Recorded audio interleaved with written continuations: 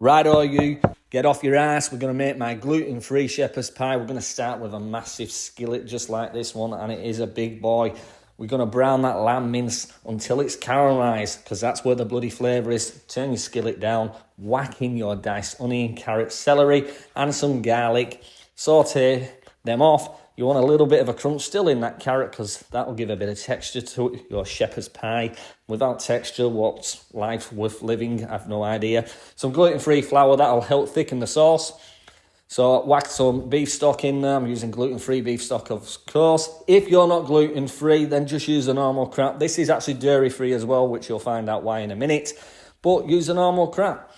Whack it into a dish like this. Pop your oven on about 200 bloody C.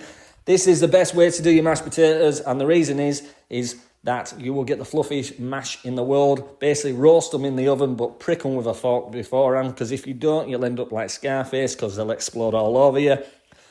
Do this. Use a piping bag if you want to be posh. I'm not posh, as you can tell. I just do it this way. Into the oven.